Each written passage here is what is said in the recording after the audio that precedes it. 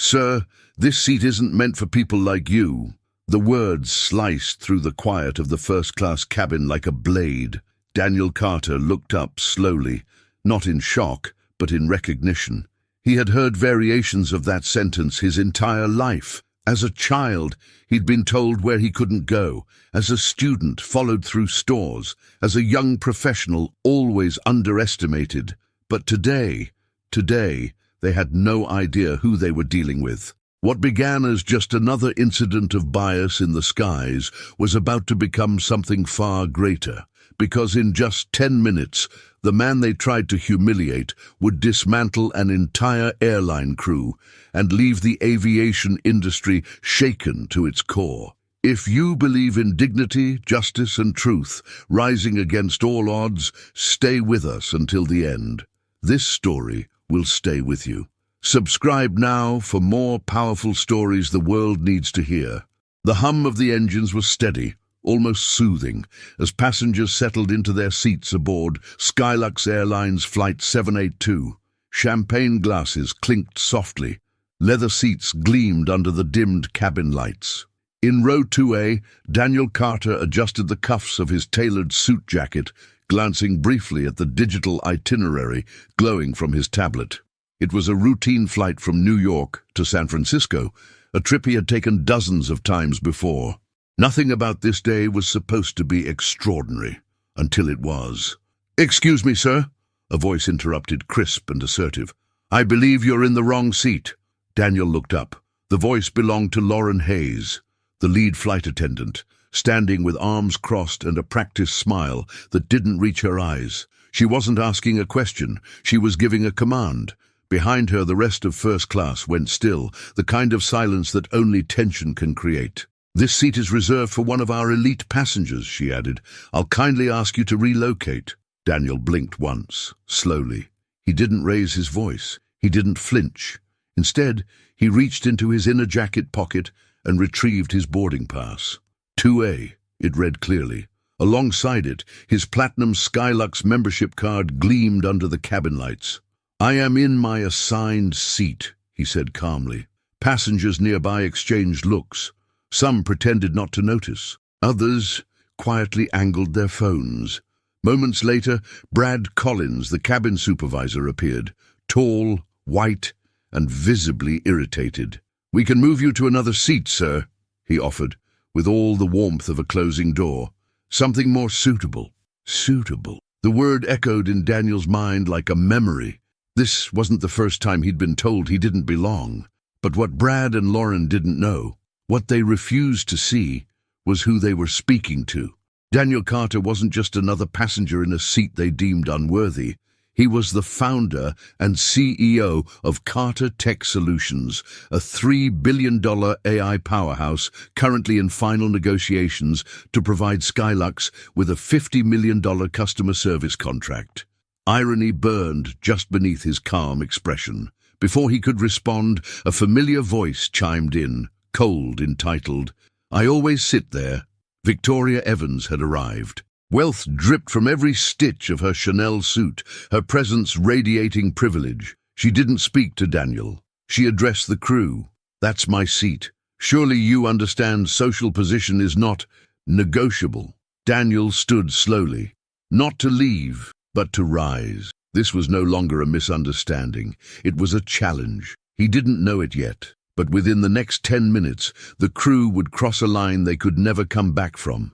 Cameras would roll, truth would surface, and justice would take flight. The atmosphere inside the cabin shifted like the pressure before a storm. Daniel Carter didn't flinch when Brad Collins gave a subtle nod to Lauren, nor did he react when she stepped away with a whisper into the intercom. But when two uniformed airport security officers boarded the aircraft minutes later, walking down the aisle with quiet urgency, everyone knew this was no longer just about a seat. Phones went up, quiet clicks and red recording lights filled the silence. Passengers didn't speak, but their eyes tracked every movement like jurors at a public trial. Daniel remained still, calm, controlled. He had learned long ago that the most dangerous thing a black man could do in America was show anger, especially while being humiliated. One officer gestured politely. "Sir, we need you to deboard the plane." Daniel glanced down at his boarding pass again, then slowly stood. He didn't argue, didn't resist. He simply picked up his briefcase, nodded to the officer, and turned toward the exit. His composure wasn't weakness. It was strategy. Because Daniel Carter wasn't a man removed from a seat. He was a man about to shift an entire industry. As he walked down the jet bridge, past passengers whispering and recording and pretending not to notice, Daniel's mind wasn't on the insult. It was on the data, on the consequences, on the leverage. Outside the gate, the cold artificial lights of the terminal washed over him. He took out his phone, not to call a lawyer, not yet, but to record. He looked directly into the camera. "My name is Daniel Carter. I was removed from Skylux Airlines Flight 782 despite holding a valid first-class ticket and platinum status. I was told, on camera, that the seat wasn't for someone like me. This is my statement, and I intend to take action." The words weren't loud, they weren't theatrical, but they were honest, and more importantly, they were documented. Then a voice behind him. "I recorded the whole thing." A young woman, barely in her 20s, trembling as she approached.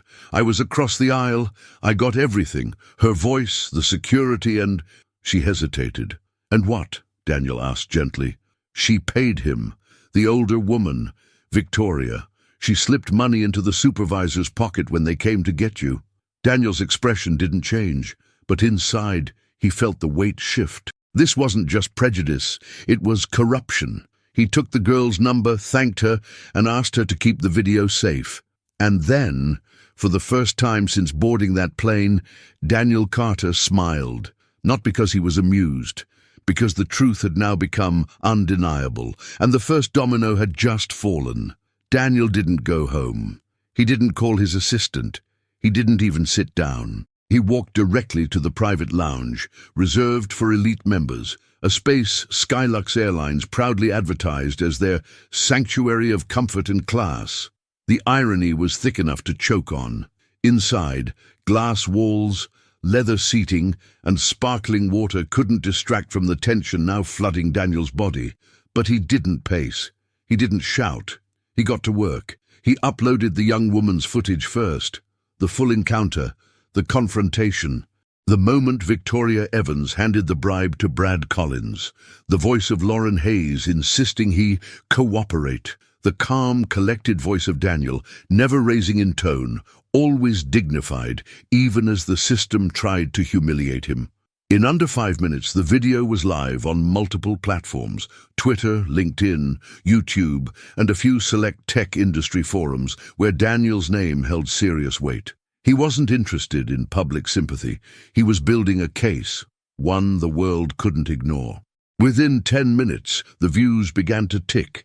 10,000, 20, 50 comments flooded in. "This can't be real. This man is a tech CEO. They bribed a flight supervisor. Skylux, you just messed with the wrong man." Meanwhile, Elise Thompson, Daniel's chief operating officer, called. "Already saw it," she said, breath tight. "I have PR drafting a neutral statement. Legal is flagging multiple FAA and discrimination violations. I also spoke to our social media team. This thing's blowing up." "Let it," Daniel said. "No spin, no damage control. The truth is enough." He didn't need to engineer outrage. The world had eyes. The world had video. And Skylux had a problem. By the time Daniel stepped out of the lounge and into the Blacktown car that pulled up at Terminal 3, Skylux Airlines' name had been mentioned over 500,000 times online in the past hour. Every major business news outlet had picked up the story. Some were cautious, others were direct. Black CEO ejected from first-class seat while holding valid ticket, airline faces backlash. Passenger shares evidence of bribery and discrimination scandal. Carter tech founder removed from plane. 50-minute deal now at risk. Daniel leaned back against the leather seat as the city blurred by. His phone rang again. His general counsel, Sarah Mendes, this time. "There's enough here for civil, federal, and even criminal charges," she said. Discrimination, bribery, corporate misconduct. Skylux violated every line in the book. Good, Daniel said. We're not filing anything yet. I want to meet them first. You're sure? She asked. I don't want a statement, he replied. I want them to understand what they broke. And just like that, Daniel Carter was no longer a passenger. He was a reckoning. Skylux Airline's headquarters sat like a fortress of glass and steel on the outskirts of Manhattan, a shining symbol of prestige and power. But today, the building felt like a pressure chamber. Every floor buzzed with nervous energy. Employees whispered in corridors, phones rang off the hook, executives closed their blinds. At precisely 1:15 p.m., Daniel Carter walked through the front doors, flanked by Elise Thompson, Sarah Mendes, and two senior advisors. No entourage, no press, just purpose. Inside the executive boardroom, Skylux CEO Richard Williams sat at the head of a long mahogany table. His usual air of calm command had been replaced with pale nerves and forced composure. On the far wall, a giant monitor displayed the paused frame of a now viral video, Lauren Hayes towering over Daniel in seat 2A, Brad Collins beside her, Victoria Evans sneering, 18 million views, and climbing. Mr. Carter, Williams began, standing awkwardly. I want to express our deepest, I'm not here for apologies. Daniel cut in, calmly but firmly. Let's address the facts. He placed a sleek black tablet on the table and connected it to the screen. The image of his ejection vanished, replaced by a title slide. Systemic failure, Skylux Airlines, internal bias and procedural collapse. A gasp, a shuffle of papers. The temperature in the room seemed to drop. First, Daniel said, tapping the screen, your staff violated anti-discrimination laws by removing a black man from a seat he had purchased and been assigned without justification. A timeline filled the screen, annotated with timestamps, video stills, and quotes from witnesses. Second, he continued, your employee accepted a bribe to facilitate that removal. We have video evidence. That is not just unethical, it's criminal. Sarah leaned forward. We've confirmed it constitutes bribery under federal aviation law. The liability exposure is enormous. Williams swallowed hard. A board member muttered under his breath. Daniel clicked again. Third, and most damning, this isn't an isolated incident. My team reviewed 6 months of public data and customer complaints. A clear pattern of racially biased treatment emerged. Your company doesn't just have a bad apple, it has a rotten orchard. A graph appeared showing sharp disparities in customer satisfaction, seat reassignments, and incident reports, all skewed against passengers of color. A heavy silence settled. No one dared speak. Let me be very clear, Daniel said. This isn't about a seat. This is about a culture, a system, one that now threatens the survival of your company. He paused. You've already lost 14% of your stock value in a single morning. More will follow. Advertisers are pulling back. Regulators are watching. Lawsuits are coming. Williams tried to interject. We're taking steps to... No one believes statements anymore, Daniel said. They believe consequences, and I have the power to deliver them. He clicked again. Proposal. Emergency actions for corporate redemption one by one. He listed his demands. Immediate termination of Lauren Hayes, Brad Collins, and Captain Reynolds. Permanent ban of Victoria Evans from Skylux and partner airlines. Public acknowledgement of wrongdoing and adoption of Carter Tech's bias detection systems. Suspension of all flights for 48 hours to conduct company-wide equity and ethics training. Creation of an independent passenger oversight board with audit and enforcement authority. The CFO paled. A 48-hour shutdown will cost millions. And what will a class action cost you? Daniel asked. Or a 30% stock drop? The room went still. Elise stepped in. Until these conditions are met, Carter Tech suspends all contracts and investments. Board members glanced at each other. The PR director fumbled a pen. Richard Williams finally spoke, voice hollow. I recommend we accept Mr. Carter's terms. One by one, hands went up in silent, stunned agreement. Daniel nodded. Then let's begin. At precisely 6 a.m., 2 days after the boardroom reckoning, something unprecedented happened. Skylux Airlines grounded every single one of its flights. Not due to weather, not due to mechanical issues, but by internal mandate. Over 400 flights cancelled, tens of thousands of passengers rerouted, millions lost in a single day. But it wasn't a failure. It was a reset. In the media, headlines exploded. Skylux shuts down for bias training. Is this the future of corporate accountability? Black CEOs, viral moment forces, airline industry's most expensive apology. Inside Skylux's largest training facility in New York, hundreds of employees gathered, uncertain of what to expect. Pilots, flight attendants, gate agents, baggage handlers, even executive assistants, all were required to attend. Gone were the crisp uniforms and rehearsed customer service smiles. People wore sweatshirts, tired eyes, and nervous tension. The conference hall buzzed like a courtroom on the eve of sentencing. And then Daniel Carter entered. He didn't take the stage. He didn't stand behind a podium. He walked among them, eye to eye, quiet, grounded, composed. "Let's be clear," he began, his voice steady but unshakable. "This isn't about firing 3 people. This is about facing the silence that let them act the way they did. Because silence," he paused, scanning the crowd, "is how injustice thrives." Nobody moved. Some shifted in their chairs. A few looked down, but most couldn't look away. Daniel nodded to the screen behind him. The training program began. It wasn't a slideshow or a dull corporate video. It was immersive, visceral. Developed by Carter Tech's behavioral division, the simulation placed employees inside the eyes of marginalized passengers. Real events, real quotes, real pain. A gate agent watched herself reject a booking from a Latina mother. A flight attendant lived the panic of being profiled mid-flight. A pilot stood in the shoes of a black teenager asked to switch seats for balance. Some cried. Others flinched. Many just sat frozen, forced to see what they had never dared confront. During one breakout session, a young flight attendant named Melissa raised her hand. Her voice trembled. "I remember that flight," she said. "I was in economy.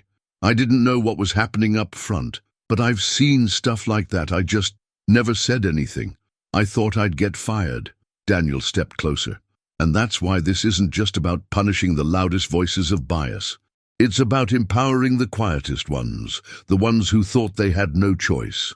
Elise added, "From today forward, silence is no longer protocol. Speaking up is not only protected, it's expected." By mid-afternoon, the program introduced Skylux's new passenger equity protocol.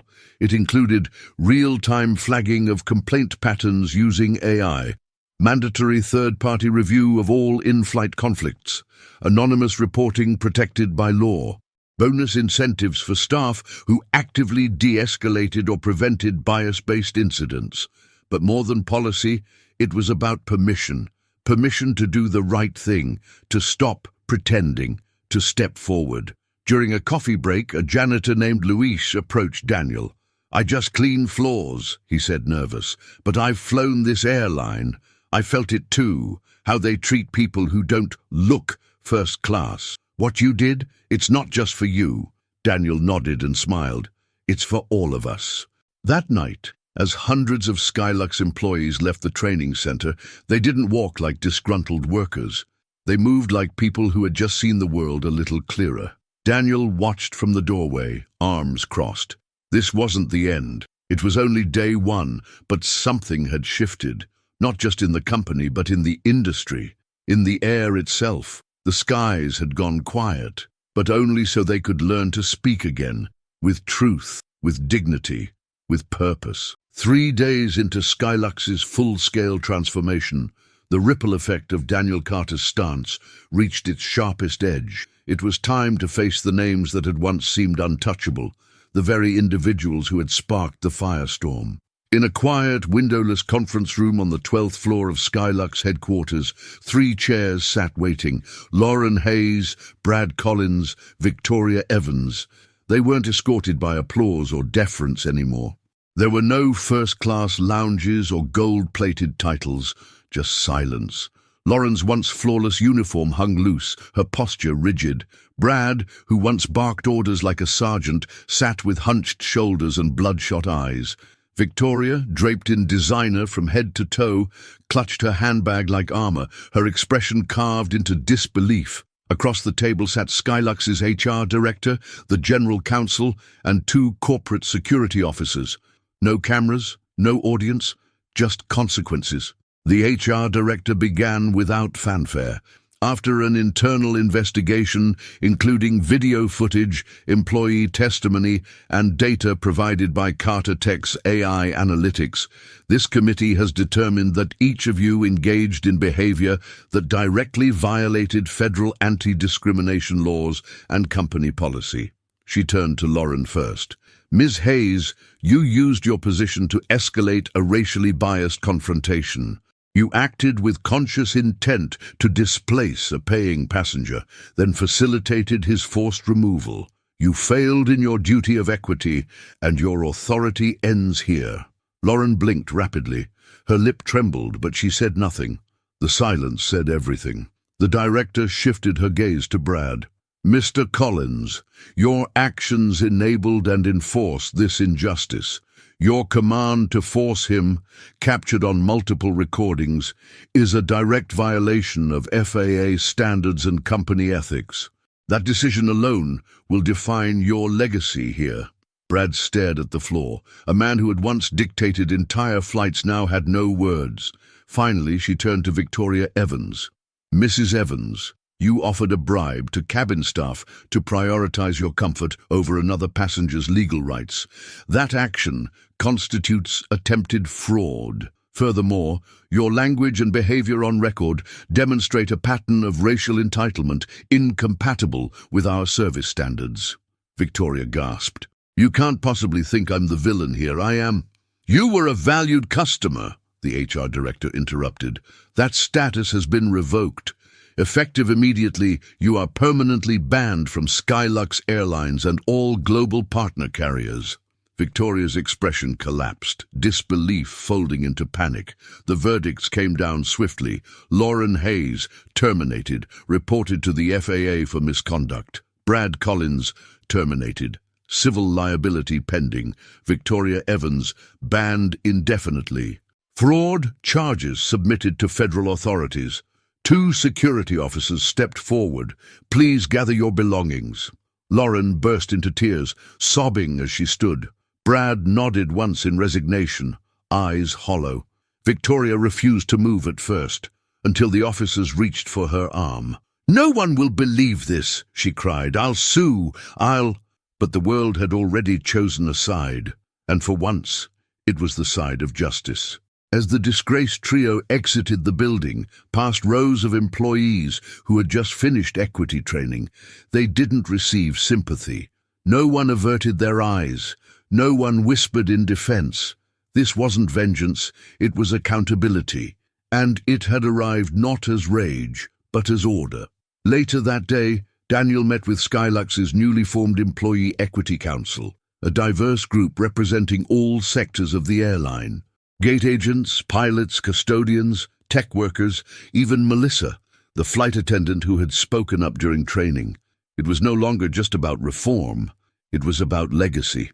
We've already received over 2,000 positive passenger reports in the last 48 hours, Elise said, reading from her tablet. People are noticing the difference. Melissa added, the biggest change. We now know someone has our backs when we call out bias. That was never true before. Daniel nodded. Culture doesn't change by firing people. It changes when the silent majority finds its voice. Richard Williams, the CEO, leaned forward across the table. Daniel, the public wants to know, do we have your trust again? Daniel looked out the window at the tarmac, watching a Skylux plane begin taxiing down the runway. Trust isn't given, he said. It's built. You're making progress. But this can't be another PR cycle. It has to be permanent. He slid a document across the table. I propose we amend Skylux's bylaws to include the Passenger Equity Assurance Protocol. Make it law, unchangeable. no matter who leads this company. One by one, the council members and executives nodded. "It's done," Williams said. And just like that, the airline that once humiliated a man for sitting in seat 2A was becoming a global symbol for accountability. 6 months had passed since the infamous day Daniel Carter had been ordered to vacate seat 2A. Half a year since a quiet, composed refusal to move had triggered a storm that shook the foundation of an entire airline, and arguably an entire industry.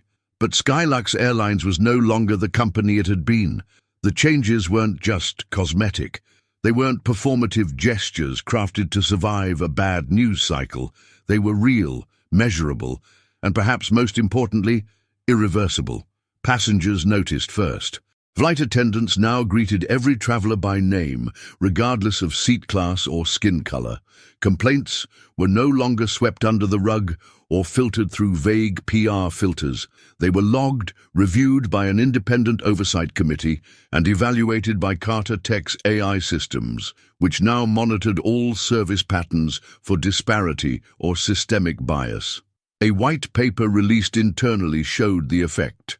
Complaint resolution times had improved by 42%. Employee morale, once dangerously low, had reached its highest level in a decade.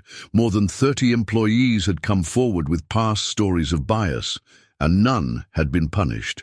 A quiet revolution was underway. Hiring practices evolved too. The airline now screened candidates not just for technical proficiency or resume prestige, but for empathy, cultural intelligence, and a track record of ethical decision-making. New hire onboarding included modules on social dynamics, unconscious bias, and passenger dignity protocols. One of the most significant cultural shifts was witnessed on a domestic flight from San Francisco to Atlanta. A young black woman, no older than 25, nervously approached a flight attendant. She had heard stories, read the headlines, and though her ticket was valid, she feared being humiliated, challenged, or displaced. The flight attendant, wearing a Skylux pin that now bore the slogan "Every seat, every soul," smiled gently. "We're here to serve every passenger with dignity, ma'am. That's not just a promise anymore. It's policy."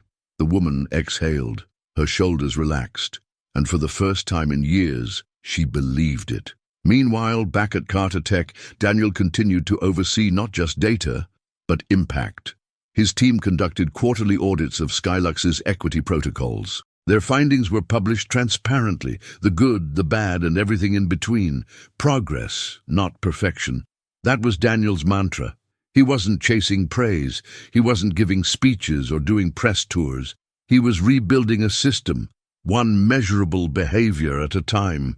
One afternoon, Skylux CEO Richard Williams invited Daniel to tour the company's new employee training campus. What had once been a drab warehouse near the JFK airport had been transformed into a vibrant center of learning, with classrooms, simulators, empathy labs, and a central atrium filled with stories. On the entry wall, engraved in brushed steel, was a plaque. It read, "In honor of those who refuse to surrender their seat, and those who refuse to surrender the fight for dignity." Daniel stood before it, his reflection staring back. "You didn't just change an airline," Richard said softly behind him. "You changed how we think about power, about accountability." Daniel shook his head slightly. "I didn't do it alone. I just refused to stay silent. The real work was done by the ones willing to listen." Outside, a new cohort of Skylux trainees stood in fresh uniforms, chatting nervously. One young woman spotted Daniel and whispered to her colleague, "That's him, the guy from the video." But to them, Daniel wasn't just a trending name anymore. He was a symbol, not of outrage, but of possibility. A reminder that sometimes real change doesn't come from shouting the loudest, but from sitting down and refusing to move. The transformation of Skylux Airlines wasn't just policy deep. It began to manifest itself in something deeper, more symbolic, the atmosphere in the cabin, especially in the once exclusive sanctuary of first class. Gone were the days when quiet snubs, side glances, and whispered assumptions defined the front rows of a flight. Now, it was a space where equity had become not just a concept, but a lived experience. One crisp afternoon, flight SLX 414 prepared for boarding. It was a New York to Geneva red-eye, typically populated by executives, diplomats, and celebrities. Among the first to board was Daniel Carter. He walked onto the plane not with the air of a celebrity or a vindicated icon, but with the quiet dignity of a man who had changed the rules of the game and now simply wished to read his book in peace. A young flight attendant, no older than 22, stood by the door. She didn't flinch, didn't freeze. She smiled. "Welcome aboard, Mr. Carter. We're honored to have you with us." Her voice didn't hold obligation. It held sincerity. Daniel nodded with a soft smile and made his way to seat 2A, the same seat from which he had once been removed. It had not changed physically, but everything else around it had. Before takeoff, the captain made a brief announcement. It was standard at first. Flight time, weather, destination, but then he added, "And we'd like to extend a special welcome to a passenger whose quiet courage helped all of us fly a little higher." There was no name, no spectacle. But in that subtle nod, the entire cabin shifted. Passengers turned, some with surprise, some with recognition, some with awe. But no one challenged him. No one questioned his presence, because now he didn't just belong there. He defined what that space meant. As the plane took off, Daniel looked out the window, the clouds gliding past in silence. Next to him, a woman in her 60s, white, well-dressed, with a warm but tentative smile, leaned in slightly. "I saw the video," she whispered. I cried, "Not just because of what they did to you, but because I never realized how much we all let happen in silence." Daniel didn't offer a speech. He didn't need to. He just nodded. Change starts when one person says no to the way it's always been. Mid-flight, a young black boy, no older than 10, passed by from economy with his father, heading to the restroom. As they returned, the boy pointed at Daniel. "Dad, is that the man from the airplane video?" His father smiled nervously. "It is." The boy turned to Daniel, eyes wide. "Thank you for not giving up." Daniel held out his hand, and the boy shook it proudly. "You're welcome," he said. "Now you'll know. You never have to move unless you want to." That boy would remember that moment forever. Not because Daniel was famous, but because someone had once stood for him before he even knew he needed it. By the time flight SLX 414 touched down in Geneva, something unspoken had settled in the cabin. The passengers didn't just exit with their luggage, they carried something more. A shared understanding, a glimpse of what dignity looked like when it was protected. As Daniel walked off the plane, a familiar voice called from behind. It was Melissa, the flight attendant who had once remained silent during that infamous flight, now promoted to lead cabin director. "Mr. Carter," she said, walking beside him, "every trainee hears your story now, but not just the flight part, the boardroom, the audits, the accountability." She paused. "And the hope." Daniel smiled. "I'm glad," he said, "because it was never just about me. It was about making sure no one else ever had to prove they belong." 6 months had passed since Daniel Carter was removed from seat 2A. 6 months since the world watched in disbelief as a black CEO was told, with veiled contempt, that he didn't belong, not in first class, not in power, not in sight. But now, seated alone on the terrace of his office overlooking the amber horizon of Manhattan's skyline, Daniel wasn't thinking about lawsuits, market recovery, or media headlines. He was thinking about his father. He remembered how his father was once forced out of a public library for reading a newspaper, how his mother had been ignored in an emergency room because of her accent. He thought about the invisible scars carried by generations, the whispered warnings, the instinct to shrink, to behave, to never cause a scene. And then he thought about the day he didn't shrink. He had not raised his voice, he had not fought. He simply didn't give up his seat. And in doing so, he had broken a generational curse. Skylux Airlines wasn't the same anymore, but more importantly, the people inside it weren't. Flight attendants now spoke up. Ground staff now documented injustices.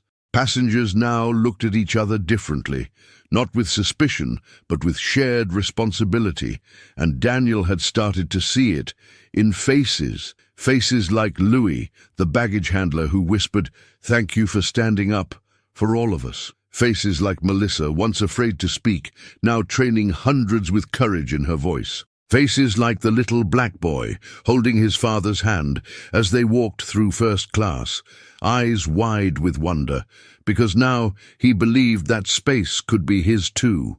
Daniel hadn't started a revolution. He'd simply refused to surrender his humanity. He knew the world was still flawed, that there would be other flights, other humiliations, other attempts to strip someone of their dignity. But he also knew someone would remember what he did, and that maybe, just maybe, all it takes to start a movement is one man who says, "No, I'm not moving."